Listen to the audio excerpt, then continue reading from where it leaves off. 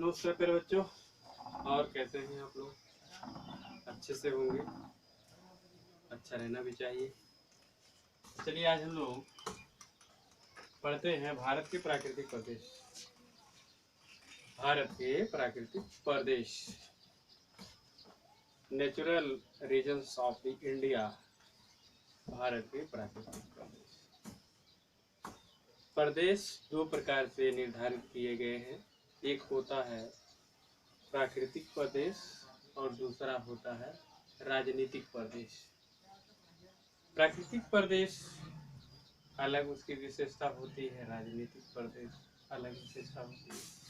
इस प्रकार से भारत एक बड़ा भूखंड वाला देश है।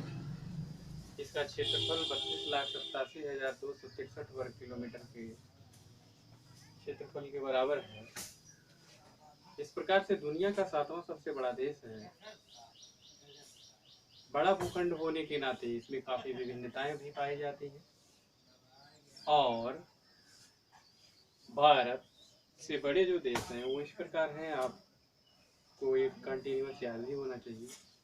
रूस, कनाडा,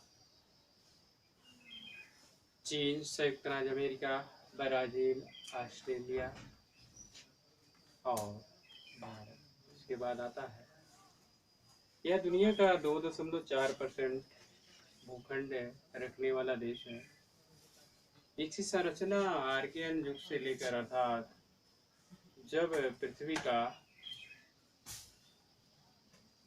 स्थल खंड और जल खंड का निर्माण हो रहा था, तो गोंडवाना लैंड का जब निर्माण हुआ तो गोंडवाना लैंड से लेकर आज नूतन काल तक ये जो चट्टानें या स्थलाकृतियाँ देखने को यहाँ मिलती हैं।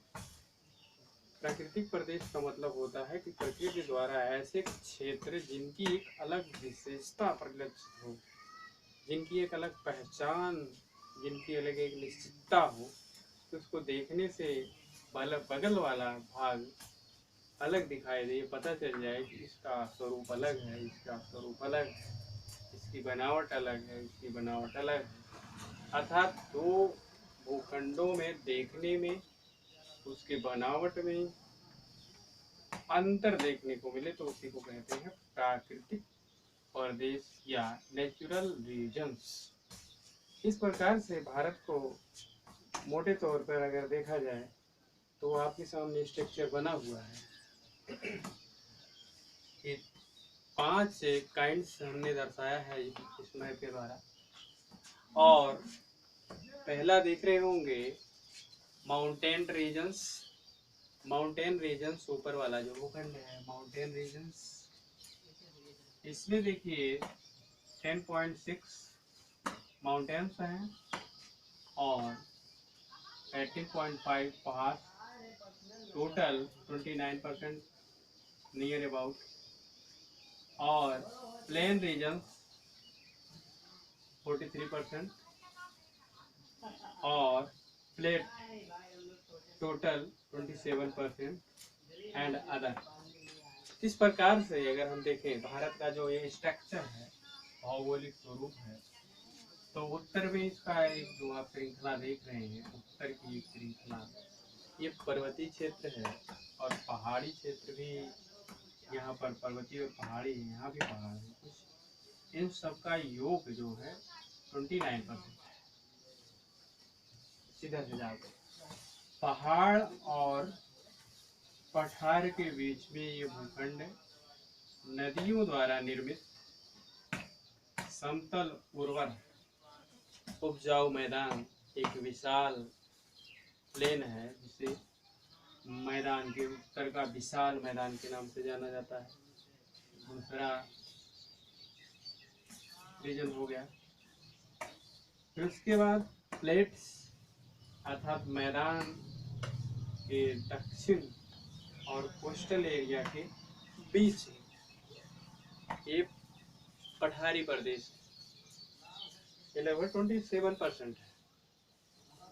इसके बाद पूर्वी तटीय क्षेत्र, eastern coastal area, western coastal area, पूर्वी तटीय प्रदेश, पश्चिमी तटीय प्रदेश अर्थात समुद्र के किनारे नदियों द्वारा निर्मित जल तथा स्थल के मिलन, जल तथा स्थल खंड के मिलन का ये क्षेत्र होता है। इसे कोस्टल एरिया के नाम जाना जाता है। इस प्रकार से चौथा पांचवा ये डेजर्ट है। ये भी कभी मैदान हुआ करता था, लेकिन क्लाइमेट चेंज के नाते यहाँ पर जो मैदान था वो अब डेजर्ट में बदल गया, मरुस्थल में बदल गया। तो इस प्रकार से अगर देखा जाए भारत के ये मुख्य रूप से 5 भौतिक प्रदेश जो है बड़े रीजन्स के रूप में परिलक्षित होते हैं। लेकिन अगर इसे माइक्रो लेवल पे देखा जाए, सूक्ष्म लेवल पे देखा जाए, तो 245 लगभग इसे माइनूट रीजन बनते हैं, जो आरएल सिंह ने, रामलोचन सिंह ने भारत के माइक्रो लेवल पे अध्ययन किया है भौतिक प्रदेश का। लेकिन हम लोग यहाँ उतने माइक्रो लेवल पे नहीं, बल्कि मोटे मोटे तौर पे mountain regions, plain regions, plate regions, coastal area, desert region, इन 5 बड़े भूखंडों को अलग अलग करके पढ़ेंगे। इस प्रकार से भारत के 5 भौतिक प्रदेश: पर्वतीय प्रदेश उत्तर का, मध्य का मैदान, दक्षिण में पठारी प्रदेश, दोनों तरफ कोस्टल एरिया, और डेजर्ट पश्चिम। तो इस प्रकार से ये भारत के भौतिक प्रदेश की संरचना। आप भौतिक प्रदेश की संरचना देखते रहे होंगे, अलग अलग कलर से इनको इंगित भी किया गया है। तो मुझे बिलीव है कि आप सभी को ये याद हो गया होगा। अब अगले दिन हम लोग जो है माउंटेन रीजन्स के बारे में पढ़ेंगे, क्योंकि उत्तर का जो पर्वतीय प्रदेश है वो अलग अलग खंडों में बटा हुआ है, उसके अलग अलग रीजन्स, ग्लेशियर हैं, रिवर्स हैं और